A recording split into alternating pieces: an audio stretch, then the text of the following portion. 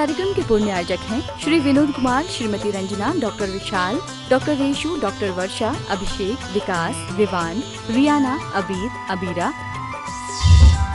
एवं समस्त कोयरा परिवार, बिलासपुर, छत्तीसगढ़।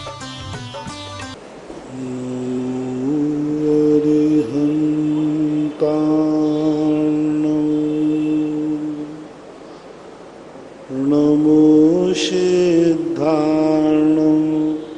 नमो आयर्याणं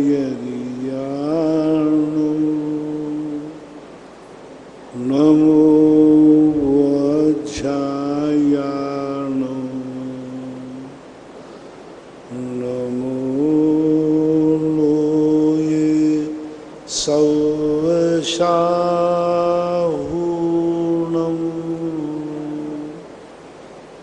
पंच परमेष्टि भगवान की जय। आचार्य श्री गुरुवर कुंद कुंद महाराज की जय। आचार्य श्री गुरुवर विद्यासागर जी महाराज की जय। परम पूज्य निर्यापक श्रवण मुनि श्री सुधा सागर जी महाराज की। जोन जैन, आगरा। गुरुवर नमोस्तु। महाराज जी, इनकी जिज्ञासा है कि जब श्रावक तीर्थ वंदना के लिए सिद्ध क्षेत्र अक्षय क्षेत्र में जाता है, जब श्रावक तीर्थ वंदना के लिए तीर्थ क्षेत्रों में, अक्षय क्षेत्रों में जाता है, उस समय उसके परिधान, उसका वस्त्र, उसकी ड्रेस कैसी होनी चाहिए? अब देखो, सभी कार्यों के लिए वेशभूषा तो निश्चित है ही। आप लोग जब घरों में अलग अलग कार्यों के अलग अलग वेशभूषा रखते हैं, जब बारात में जाते हैं तो अलग ड्रेस होती है, घर में रहते हैं तो अलग ड्रेस होती है, रात्रि के समय अलग ड्रेस होती है। क्यों ना सब लोग ये नियम करें कि मंदिर की और तीर्थ क्षेत्र यात्रा की अलग ड्रेस होना चाहिए। जब शादी ब्याह के लिए आप लोगों की ड्रेस अलग है, एक निश्चित है कि जब बारात में जाते हो तो ये कपड़े पहनो, शादी होती है तो इन कपड़ों में ही होती है। इसी प्रकार तीर्थ यात्रा के लिए यदि परिधान निश्चित हो तो सोने में सुहागा हो जाए, आपके परिणामों में विशुद्धि आएगी। तीर्थ यात्रा की जो एनर्जी आपको प्राप्त होना है वो कई गुनी बढ़ जाएगी। जैसे एक पुलिस वाला जब पुलिस की ड्रेस पहन लेता है तो उसकी पावर बढ़ जाती है, बहुत। वही पुलिस वाला सिविल ड्रेस में है और वही पुलिस वाला सरकारी ड्रेस में हो जाता है, बहुत पावर होता है। इसी प्रकार आप लोग मंदिरों में, तीर्थ यात्राओं में एक यदि निश्चित ड्रेस लेकर के करें कि ये मंदिर की ड्रेस है और मंदिर के लिए पहने, तो आपका पावर बहुत बढ़ जाएगा। आपकी शक्तियाँ जो मुश्किल से प्राप्त होती वो सहजता में प्राप्त हो जाएगी। ऐसा होना चाहिए। महाराज जी, जो आप बता रहे हैं तो इन परिधानों में कई कलर होते हैं, सफ़ेद होते हैं, केसरिया होते हैं, लाल होते हैं, तो इन रंग का भी प्रभाव हमारे परिणामों का प्रभाव पड़ता है। कलर एक बहुत बड़ी पैथी है, बहुत बड़ा साइंस है। सारी दुनिया कलरों के ऊपर ही आधारित है। धार्मिक क्रियाओं के लिए कलर निश्चित किए गए। सफ़ेद कलर या केसरिया, इन दो के अलावा कभी भी दूसरे कलर से धार्मिक क्रियाएं नहीं करना चाहिए। दो ही कलर हैं, तीसरा कोई कलर है ही नहीं। तीर्थ यात्रा पर जाएं, उस समय नियम से दो कलर वाले ही वस्त्र अपने पास होना चाहिए। मंदिरों को जाएं तो भी दो कलर, गुरुओं के पास जाएं तो दो कलर, धार्मिक माला फेरें तो दो कलर, भक्तांबर पाठ पढ़ें तो दोनों कलरों में दो कलर ही बात है। इन दोनों कलरों की एनर्जी जो होती है वो धार्मिक शक्तियों को आत्मसात कराती है। धार्मिक शक्तियां पवित्र होती हैं, धार्मिक शक्तियां करुणावान होती हैं। दो चीज़ें होती हैं। धार्मिक जितनी शक्तियां हैं, भगवान हो, गुरु हो, वक्तांबर, इनके पास दो शक्तियां, ये पवित्र है। तो पवित्र शक्तियां सामने वाले सफ़ेद रंग से ज़्यादा प्रभावित होती हैं। सफ़ेद रंग से उनका प्रभाव ज़्यादा आकर्षण होता है। सफ़ेद वस्त्र पहनने से, सफ़ेद वस्त्र पहन करके माला फेरना, आप खुद करके देखना कभी। एकदम सफ़ेद वस्त्र पहन करके पंच परमेष्टि को याद करना, और एक दिन कोई डार्क कलर का कपड़ा पहनना, काला, लाल, हरा आदि कोई कलर का कपड़ा पहन के माला फेरना, आपके खुद परिणामों में अंतर पता चल जाएगा। त्यागी वृत्ति ब्रह्मचारियों के लिए सफ़ेद वस्त्र क्यों नियुक्त किया गया? उसका मूल कारण है कि उनकी आध्यात्मिक शक्ति की जो पावनता है वो प्रकट होती है। तो पवित्र आत्माओं के पास जब जाएं तो शुक्ल वस्तु लेके जाएं, सफ़ेद वस्तु लेके जाएं। चावल क्यों लिए जाते हैं और कोई दूसरा अनाज क्यों नहीं? गेहूं, चने आदि, क्योंकि दुनिया में चावल के अलावा कोई भी अनाज शुक्ल नहीं होता। कोई भी अनाज का कलर शुक्ल नहीं। जितने अनाज होते हैं उनमें कौन सा अनाज है जो सफ़ेद होता है? बोलो आप, कौन सा अनाज है जिसका कलर सफ़ेद है? चावल। बस। तो क्यों शक्तियों में विदेशी लोग इस पर खोज कर रहे हैं कि भारतीय लोग जो हैं अपने भगवानों को धार्मिक कार्यों में, सब कार्यों में चावल का ही प्रयोग क्यों करते हैं? क्योंकि दूसरा अनाज कोई सफ़ेद है ही नहीं। और अध्यात्म शक्तियाँ जितनी भी हैं, पावन शक्तियाँ, सफ़ेद वस्तु को देख के आकर्षित होती है। जैसे ही आपके हाथ में पुंज होता है, उनका आकर्षण बढ़ जाता है, उनकी रेज निकलना शुरू हो जाती है। जैसे आप सफ़ेद वस्त्रों में जाते हैं, सारा वातावरण आपका पवित्र हो जाता है। इसलिए आपको पवित्र आत्माओं की एनर्जी चाहिए है। क्योंकि आपने देखा होगा नेताओं को, नेता जिस देश में जाते हैं उसी ड्रेस को पहन लेते हैं। आदिवासियों में जाएंगे तो वही ड्रेस पहनेंगे, वो वही ड्रेस। क्यों? अपनी ड्रेस में जो वहाँ की ओरिजिनल ड्रेस है, उस ड्रेस को देख करके वहाँ जनमानस आकर्षित होते हैं कि ये अपना व्यक्ति है अपनी ड्रेस में। ऐसे ही पावन शक्तियाँ जब वाइटपना देखती हैं, सफ़ेद देखती हैं, तो उनका आकर्षण बढ़ जाता है कि ये निर्दोष है, बेदाग है, कोई कलर नहीं है, सफ़ेद है।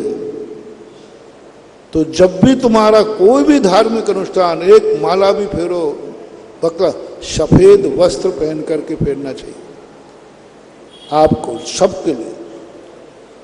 अब दूसरा कलर है केसरिया कलर। महिलाओं को रूढ़िगत होने के कारण सफ़ेद वस्त्र गृहस्थों के लिए लोक मान्यता में उचित नहीं मानते। लोक मान्यता के अनुसार वो सफ़ेद वस्त्रों को शुभ नहीं मानते, ऐसा मानते हैं। ये आपकी लोक मान्यता है। इसका भी कारण है, क्योंकि महिला यदि शुद्ध सफ़ेद वस्त्र पहन लेगी तो वो बच्चे का पालन नहीं कर सकती, वो परिवार के प्रति अनुरागित नहीं हो सकती, वो वात्सल्य भाव नहीं आ सकता, उसके अंदर करुणा भाव नहीं जाएगा। वो एकदम अपने आप में उदासीन हो जाएगी, निर्मोही पने को प्राप्त हो जाएगी। और घर की नारी यदि निर्मोही हो जाए तो तुम्हारी गृहस्थी नहीं चलेगी। बहुत बड़ा रीजन दिया कि महिला को सफेद वस्त्र क्यों नहीं पहनने दिया जाता। क्योंकि महिला के अंदर यदि राग भाव खत्म हो गया, तुम्हारी गृहस्थी खत्म हो जाएगी। उसके रागान्वित स्थिति ऐसी बन जाएगी कि वो परिवार के प्रति, बच्चों के प्रति उसके अंदर 24 घंटे राग भाव जागते रहना चाहिए। महिला में यदि राग भाव जाग रहा है, समझ जाना गृहस्थी अच्छी चलेगी। इसलिए उनको सफेद वस्त्रों का मना किया गया कि वो सफेद वस्त्र न पहने, अन्यथा वो गृहस्थी में उदासीन हो गई तो 24 घंटा बच्चा तो माँ के पास रहता है, पिता के पास नहीं। इसलिए महिलाओं को कलर दिए गए। महिलाएं कलर साड़ी पहनती है, सफेद वस्त्र नहीं पहनती। उसको अशुभ करार कर दिया गया, वैधव्य का प्रतीक मान लिया गया। वैधव्य को इसलिए सफेद दे दिया जाता है जिससे उसका वैराग बढ़ जाए, राग खत्म हो जाए।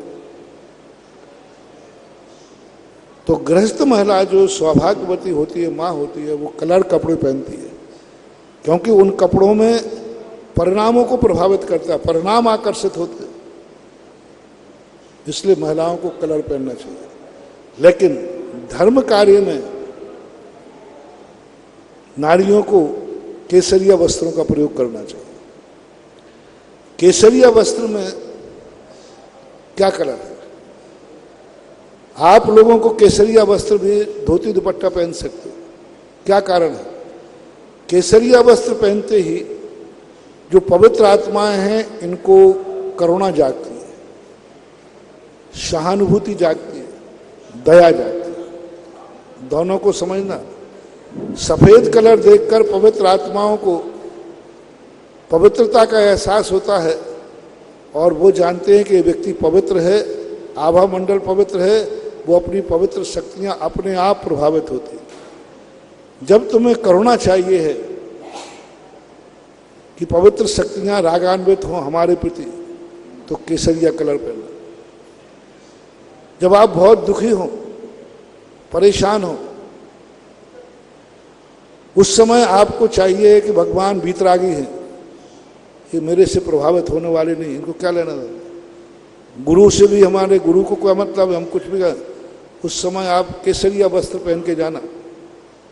केसरिया आप साड़ी पहना, केसरिया आप वस्त्र पहनना। उनका करुणा का हाथ उठेगा, उनके अंदर सहानुभूति जागेगी, मूर्ति भी आपके साथ हो जाएगी और आपके दुख को दूर करने की वो भी आपकी भावना बढ़ेगी। हमने शब्दों के संबंध में, कलर के संबंध में बहुत चिंतन कर रहा हूं, अभी भी चल रहा है। हर बीजाक्षर का कलर है। आ का कलर अलग है, ई का कलर अलग है, ऊ का कलर अलग है। जितने 52 अक्षर होते हैं, सब अक्षरों के कलर अलग अलग होते हैं। ये राशियों पर जो शब्द दिए जाते हैं, कलर के कारण ही दिए जाते हैं। जैसे आप केसरिया वस्त्र पहनेंगे, आपके लिए जिससे सहयोग चाहिए है, उसके अंदर आपके प्रति सहानुभूति जाग जाए। हम लोग वीतरागी हैं, कोई लेना देना नहीं, लेकिन केसरिया वस्त्र यदि आपके पास है तो 1 मिनट हमारे मन में भी करुणा जागेगी और हम भी तुम्हारे साथ प्रार्थना कर देंगे, भगवान इसका दुख दूर हो। ये ताकत है केसरिया वस्त्रों में। इसलिए धार्मिक कार्यों में सफेद और केसरिया, ये 2 वस्त्र ही चयन करना। आप भक्तांबर पाठ पढ़ें, जब आप दुख दूर करने के लिए पढ़ें कि हम परेशान हैं, आप केसरिया वस्त्र पहन कर पढ़ें। आप भी केसरिया धोती दुपट्टा पहन के पढ़ें, आप उसका प्रभाव देखना। जब आपको सामान्य रूप से आध्यात्मिक शक्ति चाहिए, विल पावर चाहिए, करुणा नहीं, विल पावर, तो आप सफेद वस्त्रों के साथ धार्मिक अनुष्ठान करिए।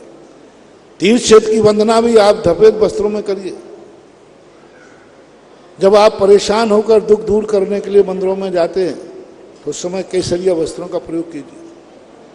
बहुतायत मंदिरों में केसरिया वस्त्रों का प्रयोग क्यों होता है? सभी जगह केसरिया वस्त्रों का प्रयोग क्यों होता है? उसका मूल कारण है कि 90% लोग तीर्थ क्षेत्रों पर अपने दुख दूर करने आते हैं, अपनी परेशानियां दूर करते हैं। शांति धारा तुम्हारी जो है केसरिया वस्त्रों के साथ प्राय क्यों? क्योंकि प्राय आप लोगों का मन होता है कि हमारा दुख दूर हो, इसलिए केसरिया वस्त्र पहन कर। तो कलर का भी बहुत बड़ा प्रभाव पड़ता है। आज प्रसंग आया तो सारे जगत को मेरा संदेशा है कि धार्मिक अनुष्ठानों के लिए आप लोग 2 ही कलर के वस्त्र प्रयोग करें, सफेद या केसरिया। संसार के कार्यों में आप पहनते हैं, आप पहने, वो आपकी मर्जी पड़े। मन धार्मिक कार्यों के लिए यही आप प्रयोग करें तो आपको विशेष लाभ होगा। इतना लाभ होगा जैसे जिस तरफ आप जा रहे हैं उस तरफ की यदि उल्टी हवा चलेगी तो चलने में दिक्कत जाएगी, चल तो लोगे। और यदि जिस तरफ जा रहे हो उसी तरफ की हवा चलेगी तो चलने में अनुकूलता जाएगी। ये कलर आपको बहुत अनुकूलता बनाएंगे। इन कलरों से आपका मानस, आपकी जो भौतिक शक्तियां जो हैं वो बहुत प्रभावित होती हैं, ऐसा जानना चाहिए। महाराज जी, आपने कहा कि इन कलरों का प्रभाव पड़ता है, लेकिन बहुत सारे राजनेता सफ़ेद वस्त्र पहनते हैं, बहुत सारे राजनेता सफ़ेद वस्त्र पहनते हैं, लेकिन वो भ्रष्टाचार में लिप्त रहते हैं, बेईमानी में लिप्त रहते हैं। बहुत सारे लोग गेरुआ वस्त्र नेता लोग वस्त्र पहनते हैं सफ़ेद, तो कलर अकेला ही पूर्ण कार्य नहीं करेगा जी। रावण ने जब कोई भी कार्य करते हैं तो अच्छी ड्रेस पहन करके ही बुरे कार्य किए जाते हैं, क्योंकि वो अच्छी ड्रेस नहीं पहनेगा तो फिर कोई बुरे कार्य करने नहीं देगा। यही तो प्रतीक है कि जितने गंदे लोग कार्य होते हैं वो अच्छा भेष से लूट। कोई व्यक्ति लूटता है तो अच्छा भेष धारण करके लूटेगा कि बुरा भेष धारण करके? अच्छा भेष धारण करके, तभी तो वो लूट पाएगा, तभी तो उसकी शक्ति बढ़ेगी, पावर बढ़ेगी। पावर बढ़ता है। मैंने पहले ही कहा शक्ति का क्या प्रयोग करना है, मैंने ये नहीं कहा। सफेद कपड़ा पहनने के बाद उसकी पावर बढ़ जाता है, शक्ति बढ़ जाती है। मैंने शुरू में कहा शक्ति बढ़ जाती है। नेता लोग सफेद कपड़ा पहनते हैं, उनको भ्रष्टाचार करने की शक्ति बढ़ जाती है। काला कपड़ा पहन के भ्रष्टाचार नहीं कर सकते वो। काला कपड़ा पहनने के बाद वो क्रूर हो जाएंगे, इतने क्रूर हो जाएंगे कि वे खुद ही अपने आप को नहीं संभाल पाए। डार्क कपड़ा यदि नेता पहन लेगा तो भ्रष्टाचार नहीं कर पाएगा, वो ओवर हो जाएगा, सामने आ जाएगा सबके। वो इतना झगड़े में आ जाएगा कि वह कमाना तो सिर्फ स्वयं जेल में और चला जाएगा। इसलिए जितने भी गलत कार्यों में सफल होते हैं वे अच्छा भेष में ही होते हैं। इसलिए सफेद कपड़े पहन करके कोई गंदे कार्य कर रहा है तो समझ लेना चाहिए उसके बाद पावर शक्ति आ गई। बहुत बढ़िया समझ। प्रदीप गोधा बिजौलिया, गुरुवर नमोस्तु। महाराज जी, इनकी जिज्ञासा है कि हरिवंश पुराण में आया है कि शुरुआत से लेकर 12वें गुण स्थान तक मोह कर्म के निमित्त से होते हैं। तो महाराज जी, 12वें गुण स्थान तो निर्गंथ दशा का कहा गया है, तो वहां मोह कर्म निमित्त कैसे बनेगा? 12वें गुण स्थान तक जो मोह कर्म का निमित्त होता है, तो 12वें गुण स्थान में तो निर्गंथ अवस्था है, तो वहां मोह कर्म निमित्त कैसे बनेगा? हमारे यहाँ 3 प्रकार के अपराधी होते हैं। एक अपराध किया था, एक अपराध कर रहा है और एक अपराध करेगा। जेल में जितने लोग रहते हैं वे अपराध कर रहे हैं या कर चुके थे? कर चुके थे। कर चुके। तो कर चुकने वाले को भी वहाँ संस्कार, मोहिनी कर्म का वहाँ अभाव है, लेकिन मोहिनी कर्म के द्वारा किया हुआ कर्म अभी विद्यमान है। इसलिए ये 12वां, 11वां, 13वां और 14 गुण स्थान उपचार से इसलिए कहे जाते हैं। ब्रह्मदेव सूर्य ने, पूज्यवर ने द्रव्य संग्रह की टीका में इसी बात को संकेत दिया कि वहाँ मोहिनी कर्म नहीं है, लेकिन पूर्व मोह में बांधे हुए कर्म के कारण से उन पे अभी गुण स्थान की संज्ञा बनती है। डॉक्टर मगन जैन आष्टा, गुरुवर नमोस्तु। महाराज जी, इनकी जिज्ञासा है कि कसाय कर्म और कसाय भाव को हम अलग अलग कैसे समझें? कसाय कर्म तो तुम पकड़ नहीं पाओगे, परम परम सूक्ष्म, वो बहुत सूक्ष्म। कसाय भाव को हम जरूर पकड़ सकते हैं, और कसाय कर्म से डरने की जरूरत भी नहीं है, कसाय भाव से डरना चाहिए। क्योंकि कर्म तो जो किया जा चुका है उससे घबराओ मत, कुछ नहीं कर पाएगा। आचार्य श्री ने इसका पद्यानुवाद किया है, जो कुछ किया विगत में कुछ पुण्य पाप, वह आ रहा उदय में स्वयमेव आप।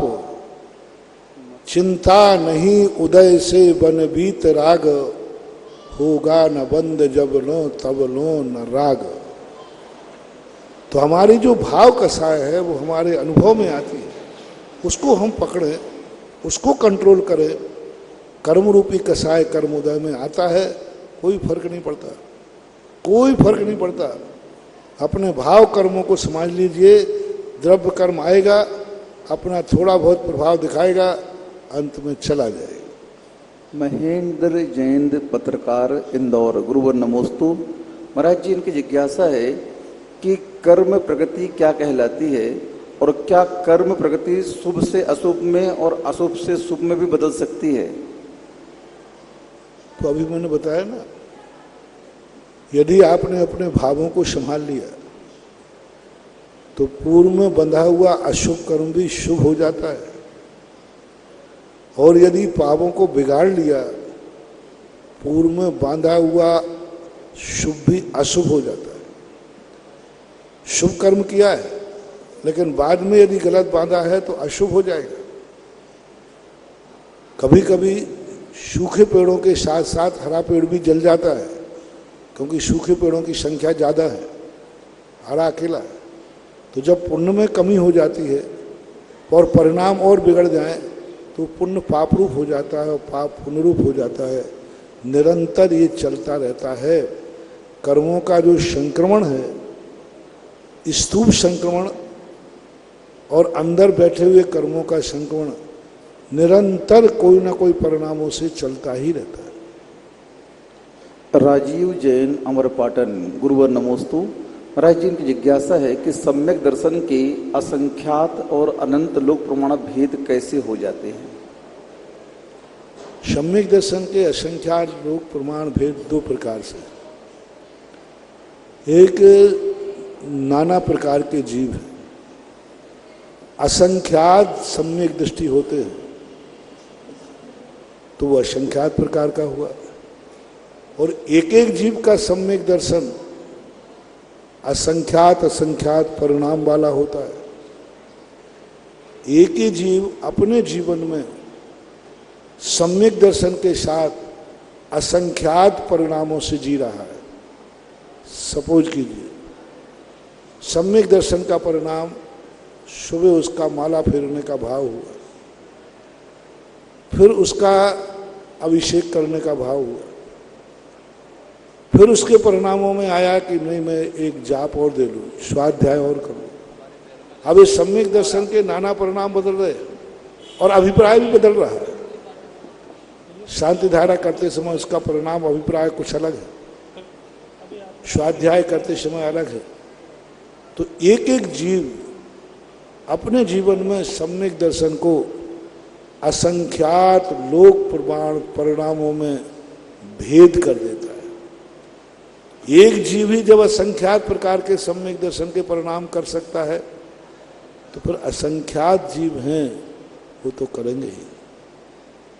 विभव काला सूरत, गुरुवर नमोस्तु। महाराज जी, ये पूछ रहे हैं कि निर्वाण कांड में आया है कि भगवान महावीर को चरम तीर्थंकर और चरम शरीरी ये दोनों कहा गया है, इससे क्या आशय है? चरम शब्द का अर्थ होता है अंतिम, लास्ट। चरम तीर्थंकर, चरम शरीर, इस युग के अंतिम तीर्थंकर के थे और अंतिम शरीरधारी यानी मोक्ष को प्राप्त करने वाले थे। बड़े परम पूज्य ज्ञापक श्रमण श्री सुधा सागर जी महाराज की जय। परम पूज्य मुनि श्री महासागर जी महाराज की जय। ऑनलाइन जिज्ञासा के पश्चात उपस्थित श्रावक श्रावकाओं में जिज्ञासा के लिए सर्वप्रथम बुला रहा हूं मैं एस के जैन साहब पूर्णोदय गुना से तैयार रहेंगे। उसके पश्चात श्रीमान अनिल जी जैन अंचल ललितपुर जैन समाज अध्यक्ष।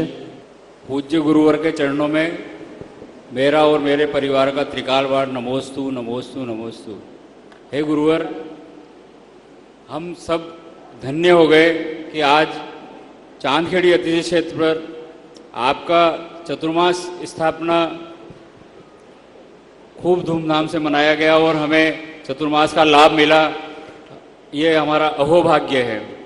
मेरी जिज्ञासा है भगवान कि जैसे आपने प्रवचन में बताया था कि एक कॉलोनी के में मंदिर बनाने में और एक तीर्थ क्षेत्र पर मंदिर बनाने में पुण्य में फर्क अंतर होता है, इसी प्रकार क्या कलश स्थापना करने में भी तीर्थ क्षेत्र और कॉलोनी के मंदिर में कोई फर्क होता है, पुण्य में कोई अंतर होता है? क्यों नहीं अंतर होता? अंतर होता है। मैंने कहा ना कि जितना जहाँ पुण्य की वर्गणाएं होती हैं उसका उपयोग कितना होता है, कितने लोग इससे लाभ लेते हैं, उसका इसका बड़ा प्रभाव पड़ता है। वो साधु स्वयं कितना साधक है उसका प्रभाव पड़ता है, क्योंकि जिस साधु के द्रव्य क्षेत्र काल भव भाव विधि द्रव्य दात्री पात्र विशेषा तद विशेषा, हमारे यहाँ कोई भी पर दान की क्रिया है उसमें तीन चीजें चाहिए। पात्र, जिस पात्र के निमित्त से आप मंगल कार्य कर रहे हैं वो पात्र कितना पावन है, कितना पवित्र है, कितना शक्तिशाली है, कितना साधक है। क्योंकि पात्र को आप लोगों के लिए खेत कहा। मंदिर, तीर्थ क्षेत्र, साधु ये आपके पुण्य कमाने के लिए खेत है। खेत अपने लिए कुछ नहीं करता लेकिन दूसरों के लिए बहुत कुछ करता है। तो देव साहित्य गुरु तीर्थ क्षेत्र आदि ये खेत है। अब बीज भले तुम्हारा एक समान है लेकिन अलग अलग प्रकार के खेतों में बोने से फल अलग अलग प्रकार का मिलता है। सभी खेतों में एक समान बीज बोया जाए लेकिन फसल एक समान आएगी ऐसा मत समझना। अरे उससे क्या फर्क पड़ता, बीज तो बीज है, खेत कैसे ही हो। नहीं, आप लोगों को जो कृषक हैं वो जानते हैं एक ही बीज नाना प्रकार के। उज्ज्वल कुंद कुंद स्वामी महाराज ने प्रवचन सार की चारे चूलका में कहा, दान का फल पात्र की क्वालिटी क्या है, खेत क्या है। यदि खेत बहुत अच्छा है तो फसल अच्छी आएगी। बीज अच्छे होने से फसल अच्छी आए कोई नियम नहीं है। खेत भी अच्छा होना चाहिए, पात्र भी अच्छा होना चाहिए। उमा स्वामी महाराज ने तत्वार्थ सूत्र में लिख दिया। सभी ने कहा कि हमने तो आहार दान दिया था, धन दान दिया था, लेकिन फल उतना नहीं मिला। दूसरे को पात्र कैसा था, किसको दिया था, तो बात खोटा था कि चोखा था? देने वाला चोखा था, दान चोखा था, लेकिन जिसको दिया वो खोटा था। पूज्यवर नेमीचंद महाराज त्रिलोक सार में कहते हैं कि जिसको दे रहे हो वो खोटा है तो आपका दान खोटा हो जाए।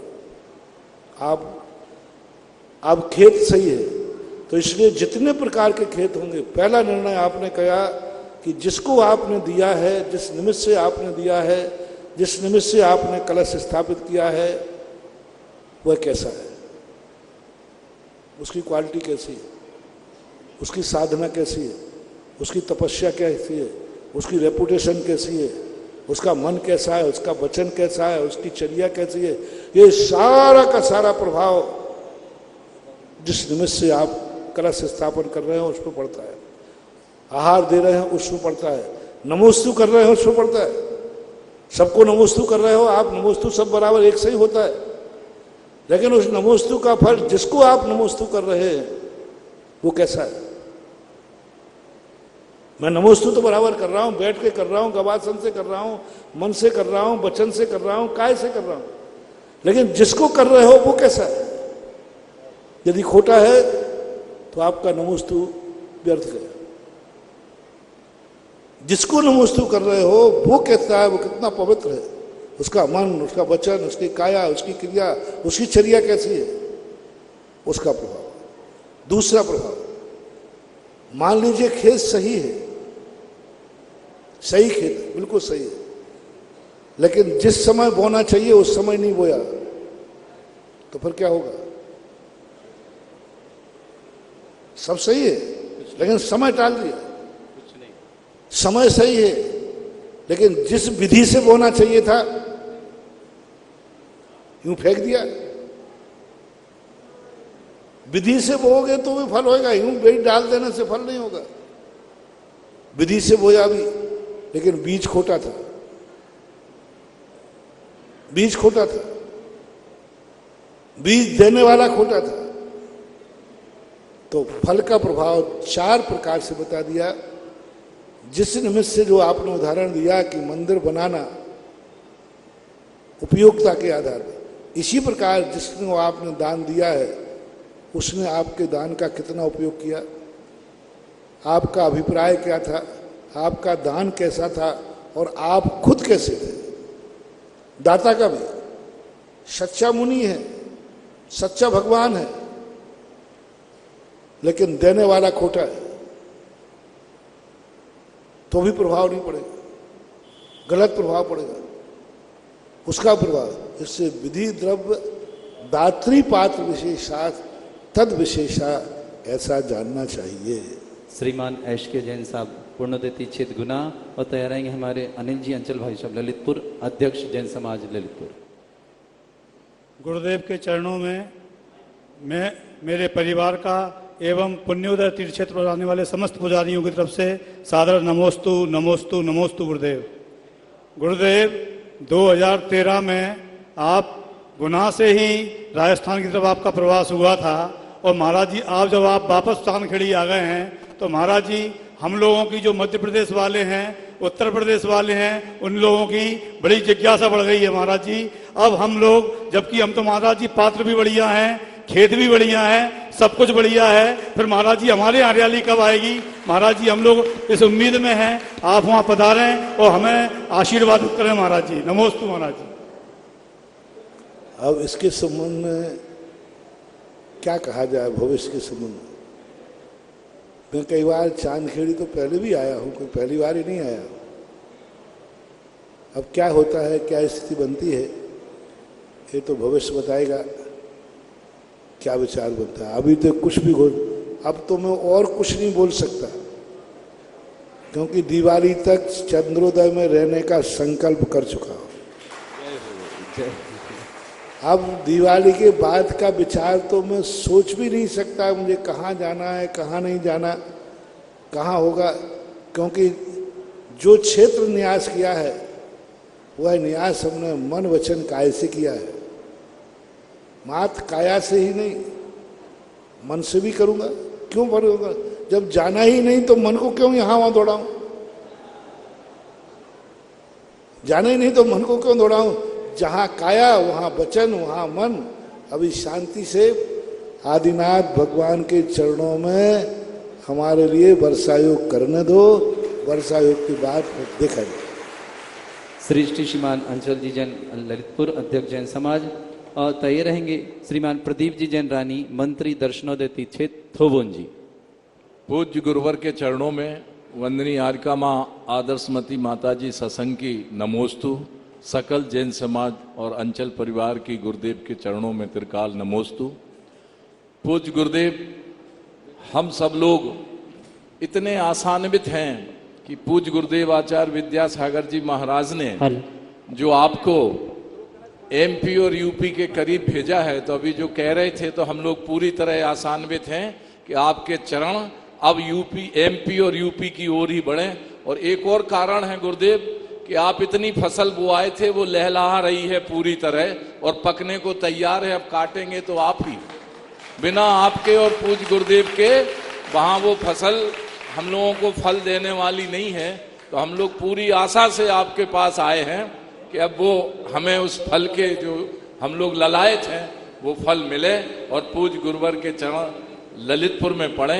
ऐसी भावना के साथ ही हम और आपका जो दरबार है ललितपुर से जो सारे काम आपके शुरू हुए हैं गुरुदेव, ये किसी से छुपे नहीं हैं। बिन मांगे मिलती यहाँ मन की मुरादें, मन साफ हो जिसका वो आए वो पधारें। और मिलते हैं संस्कार जहाँ वो दरबार यही है और संसार की सबसे बड़ी सरकार यही है। संसार की सबसे बड़ी सरकार। जय हो। नमोस्तु गुरुवर, नमोस्तु गुरुवर, नमोस्तु। आशा पर आसमान टिका हुआ है। आशा तो सब लगा ही सकते हैं। अब मेरे तो हर कार्य नए होते हैं तो हर व्यक्ति यही कहता है ये कार्य हमारे यहाँ से शुरू हुआ था, क्योंकि चांदखेड़ी वाले भी कहते हैं सबसे पहले शांति धारा की शुरुआत चांदखेड़ी से ही हुई थी। मैंने कराने की यही था।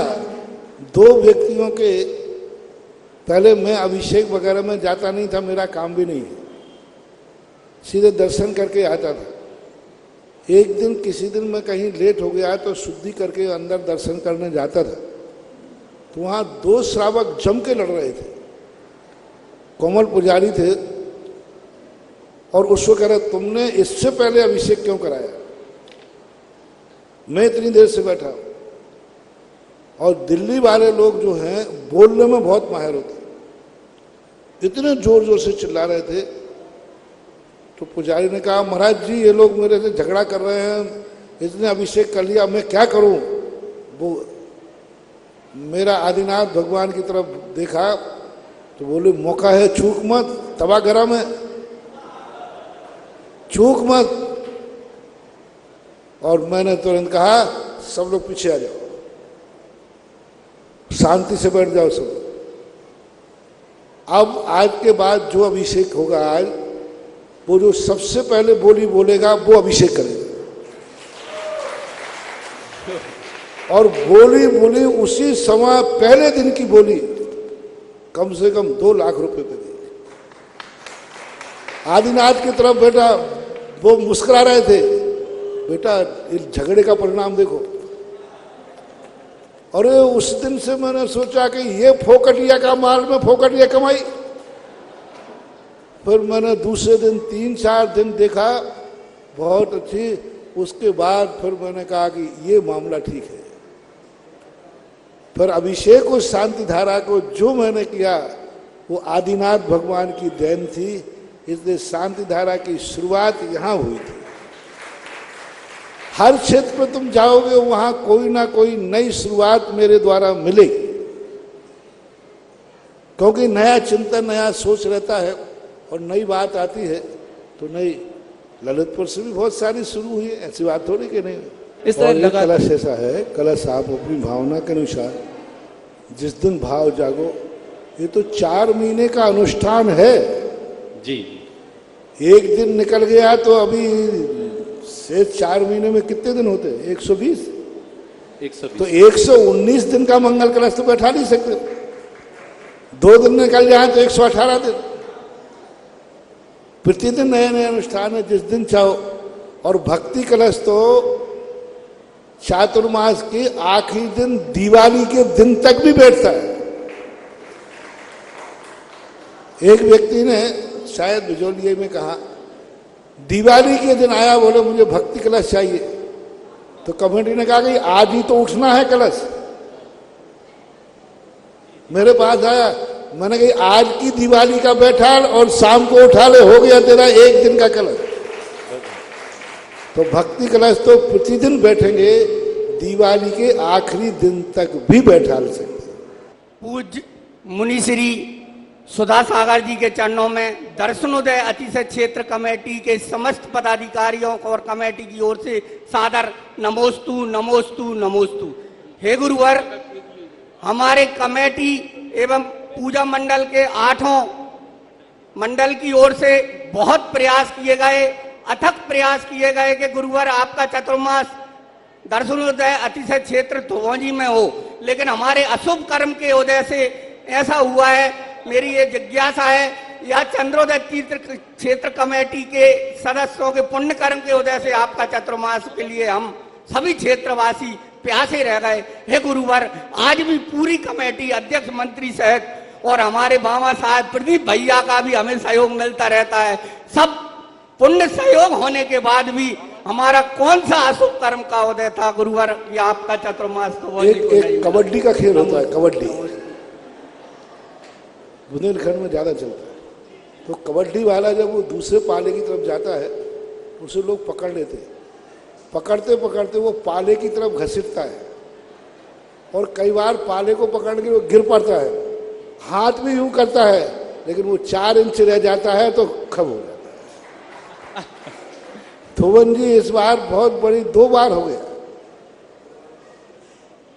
पिछली बार ललितपुर में आचार्य सिंह आज भी कहते हैं, मैंने थोवन जी दी तो थी लेकिन 4 दिन कम पड़ गए।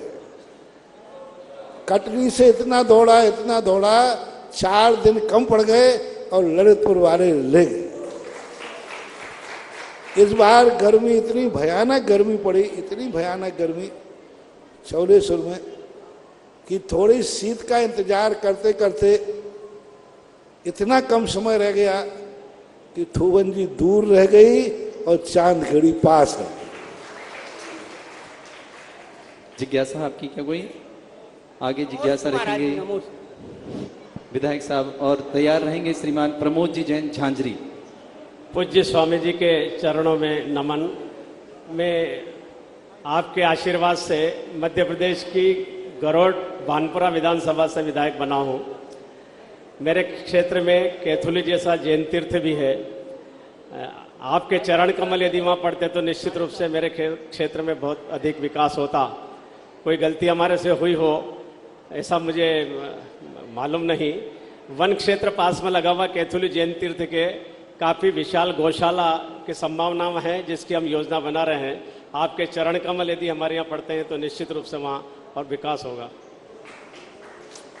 कैथोली के संबंध में चौलेश्वर से रास्ता चांदखेड़ी का कैथोली ढूंढ रहा था, लेकिन वही वाली बात कि गर्मी इतनी ज़्यादा थी कि वहाँ से आने पे 80 किलोमीटर मुझे ज़्यादा चढ़ना पड़ता है, और 80 किलोमीटर ज़्यादा चलता तो शायद आज चौथ का आज भी आना मुश्किल था। कैथोली है, स्थान है, गिरनार यात्रा के समय मैंने उसके दर्शन किए थे।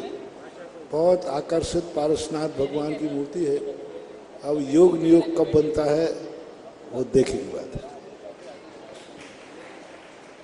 चलिए श्रीमान प्रदीप प्रमोद जी झांझी तैयार रहेंगे। सनत कुमार जी जैन मलैया ललितपुर। पूज्य गुरुवर के चरणों में नमोस्तु नमोस्तु नमोस्तु। महाराज जी, मेरी जिज्ञासा कर्म सिद्धांत को लेके है कि जीव अपने कर्मों का फल भोगता है, लेकिन उस जीव के प्रति कोई दूसरा जीव तीव्र राग द्वेष कर रहा है, क्या उसका फल भी उसको भोगना पड़ेगा? जैसे पार्श्वनाथ भगवान का जीव था 10 भाव में, तो भगवान के मन में तो कोई तीव्र राग द्वेष नहीं था, लेकिन कमठ उसके मन में तीव्र राग द्वेष था और उनका फल उपसर्ग के रूप में उनको 10 भाव तक भोगता है। अपने कर्म का ही फल भोगता है, दूसरे के कर्म का फल नहीं भोग सकता। वो जो कर्म भोग रहा है राग द्वेष, पारसनाथ भगवान का कोई ना कोई कर्म उदय में है। वर्तमान में उन्होंने नहीं किए, वर्तमान में अपराध नहीं किया है, लेकिन अतीत में किया हुआ अपराध है। जैसे तुम तो कमठ की बात कर रहे हो, आप दरवाजे में से जा रहे थे और चौखट आपके सिर में लगी, तो चौखट ने से आपका क्या बैर था? कोई बैर नहीं था, फिर क्यों लगी आपको? तो कभी किसी का आपने सिर फोड़ा होगा, किसी का सिर फोड़ा होगा, और उस समय कर्म बन गया, और वो कर्म आज उदय में आना है। जिसका सिर फोड़ा था वो यहां है नहीं तो वो फोड़ता। जिसका फोड़ा है वही फोड़ना चाहिए, वो यहां है नहीं, दूसरी गति में है, मोक्ष चला गया, और तुम्हारे कर्म का उदय आया। अब जिसका फोड़ा था वो तो यहां है नहीं, अब कर्म कहता है इसका सिर तो फूटना चाहिए, तो वो चौखट से फुड़वा देगा, तुम्हारा सिर फूटेगा। कोई व्यक्ति किसी को चोरी करता है, किसी को मारता है और सजा कोर्ट देती, कोर्ट ने फांसी दे दी, कोर्ट का उस अपराधी ने क्या बिगाड़ा था जो उसको मार दिया? मारा तो किसी दूसरे को था, उसको फांसी देना चाहिए, कोर्ट क्यों देता है? तो ये निमित्त नैमित्तिक परिणाम जाते हैं। जब भी कोई भी दुख मिल रहा है, नियम से कोई ना कोई अतीत का उसका कर्म है, बिना कर्म के कभी कोई दुख दे ही नहीं सकता। भी मत लगाना, भी मत लगाना, ही असंभव। यदि हमारा कर्म का कोई उदय नहीं है, लाख उपाय करे कोई कुछ भी नहीं बिगाड़ सकता, ऐसा मानो। सनत जी जैन मलैया, और इसका तैयार रहेंगे हमारे ध्वजारोहण करता परिवार राजीव जी जैन लकी बुक डिपो। मेरे जीवन के आधार मेरे गुरुवर को मेरी ओर से और मेरे परिवार की ओर से त्रिकाल बार नमोस्तु नमोस्तु नमोस्तु। गुरुवर, मेरी जिज्ञासा है, संसारी प्राणी झूठ चोरी अनाचार करके आज देश प्रदेश और धर्म में धर्मात्मा के रूप में दान करके प्रथम स्थान बना लेता है, तो क्या कॉमर्स का सिद्धांत वस्तु विनिमय के तहत वो धर्मात्मा कहलाएगा, उसका पूर्व पुण्य का उदय कहलाएगा, या वर्तमान का? मेरी जिज्ञासा का समाधान करें गुरुवर। नमोस्तु नमोस्तु नमोस्तु। सुने, व्यक्ति चोर, बदमाश, भ्रष्टाचारी दान दे रहा है। यहां दो प्रसंग देखना, दान के लिए चोरी कर रहा है कि चोरी करता है सो दान दे रहा है। दान के लिए चोरी कर रहा है तो वो गलत है, लेकिन चोरी करता है फिर वो दान दे देता है, भ्रष्ट है, वो तो करेगा ही चोरी, भ्रष्टाचार है सब। अब उसके साथ व्यक्ति के लिए मैं आपसे एक प्रश्न पूछता हूं। एक चोर चोरी करता है, उसने कहा महाराज मैं 1 लाख रुपया चोरी करके लाया हूं, और चोरी करके लाया हुए को मैं दान देना चाहता हूं, तो मैं कहूंगा कि भाई चोरी का माल जब तूने स्पष्ट कह दिया दान नहीं लिया जाएगा। ठीक है, आप नहीं लेते हो तो इस माल से मैं शराब वितरण करूंगा और शराब पीऊंगा, अंडे खाऊंगा, मांसाहार करूंगा। अब आप बताएं, चोर है, स्पष्ट है, चोरी का माल है, या तो आप दान दिलवा दीजिए, नहीं तो वो 1 लाख रुपए से शराब पिएगा, मांस खाएगा, अंडे खाएगा, पाप करेगा। पूरी सभा का क्या निर्णय है, क्या कराऊं? एक पाप तो वो कर चुका है, एक पाप तो वो कर चुका है, अब उसको क्या करूं? उसका स्पष्ट निर्णय है, या तो आप दान दिला दीजिए, नहीं तो मैं इसका शराब, अंडे, मांसाहार करूंगा, एक पाप और करूंगा। अब क्या करना चाहिए? सबकी राय क्या है? अंचल जी, आपके ललितपुर का मामला है, प्रश्न भी ललितपुर का ही है। जी, जी। अब वहां पर जैन दर्शन कहता है कि उसके लिए एक पाप तो वो कर ही चुका है, दूसरे पाप से उसको बचाओ, और वो चोरी करना छोड़ेगा नहीं, आप चाहे कुछ भी कर ले। आप नहीं लेंगे तो मैं चोरी तो करूंगा, और चोरी करके मांस पीऊंगा, अंडे खाऊंगा, शराब पीऊंगा, और चोरी तो करूंगा। अब नीति क्या कहती है? जब तू एक पाप कर ही रहा है तो कम से कम दूसरा पाप मत कर, ना जाने कितनों को नाली में गिराएगा, कितने मुर्गों के अंडों को तू खाएगा, कितने बड़े पाप करेगा। इसलिए वो प्रशंसनीय तो नहीं है, लेकिन नीति कहती है चल डाल दे, यहाँ गौशाला में दान दे दे, भगवान की शांति धारा में तो नहीं लेंगे, पर हम दान का शॉर्टकट निकालेंगे, दान का शॉर्ट। एक व्यक्ति मेरे पास आया, बोले महाराज मैं 10 लाख रुपए का पांडाल बनाऊंगा, बहुत पहले की घटना है। नहीं, क्यों बेटा भैया 10 लाख खर्च करते हो, क्या फायदा है, पंडाल सस्ता बना लो, बैठना ही तो है। उसने कहा महाराज जी मेरा मन है, यदि आप नहीं बनाते हो तो फिर मैं एक पार्टी करूंगा और बहुत शानदार पांडाल बना के पार्टी करूंगा। तो मैंने कहा भैया मेरे ही बना दे। मैंने मना किया उसको, मैंने कहा 10 लाख रुपया लगाना कोई जरूरी नहीं है, सामान पांडाल। उसने कहा नहीं पांडाल बनाऊंगा तो फिर मैं कोई महफिल करूंगा, पार्टी करूंगा और वैसी पांडाल बना के, मन का पांडाल बना के पैसा खर्च करूंगा।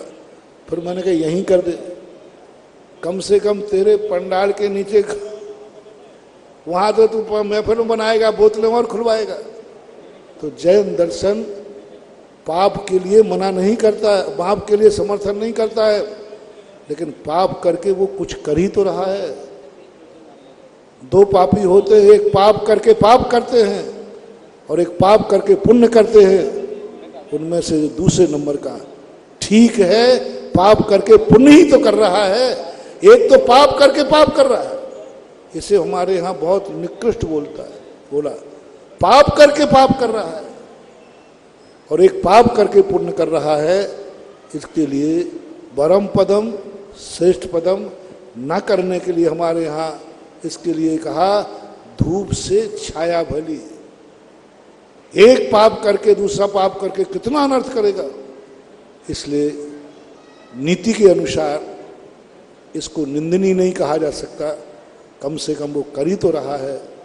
दूसरे लोग तो पाप करके पाप कर रहे हैं, कुछ भी नहीं कर रहे। एक बहुत बड़ा डाकू था बीरप्पन, उसको कोई पकड़ नहीं पाया। पकड़ने के क्यों नहीं बनी, तस्कर था, सब कुछ था, बड़ी पुलिस करोड़ों रुपया खर्च किया, कुछ नहीं पकड़ पाए। क्यों नहीं पकड़ पाए? क्योंकि जंगल में रहने वाले आदिवासी उसको छुपाते थे, वो उसको भगवान मानते थे, उसको देवता मानते थे। वो तस्करी कर उसने अपने घर को कभी नहीं बनाया। परिवार पूरी तस्करी करके, पूरा चोरी डाकू करके और आदिवासियों के बच्चे पालता था, गरीबों को पालता था। वो गरीब कहते थे कि होगा देश का डाकू, मेरा तो भगवान है क्योंकि मुझे पालता है। अब उसकी स्थिति देखो, और एक डाकू डाका डाल करके पाप करता है। तो जैन दर्शन अनेकांतमयी है, उसकी कला देखी जाएगी। कुछ भी है उसने अच्छा ही किया है, इसलिए प्रशंसनीय है। ध्वजारोहण करता परिवार राजू जी लकी और तैयार रहेंगे अजय जी जैन बीनागंज सुबोधय तीक्षित कमेटी। हमारे इष्ट गुरु के चरणों में बारंबार नमोस्तु। हे गुरुदेव, आपके चरणों का प्रताप ऐसा है कि हम कभी कोई भी भावना भाते हैं हमारी अति शीघ्र ही पूरी हो जाती है। चवलेश्वर जी में हमने भावना भाई थी कि जीवन में कभी ध्वजारोहण करने का मौका मिले। हे गुरुदेव, आज हमारी भावना पूरी हो गई। हमारी माँ के आशीर्वाद से सब कुछ संभव हुआ। महाराज जी, हमारी जिज्ञासा ये है कि माता पिता बच्चों के प्रति इतना सब कुछ करते हैं, तो हम बच्चों के अपने माता पिता के प्रति क्या कर्तव्य होने चाहिए? महाराज जी, हम बहुत बात प्रश्न जवाब दे चुके हैं।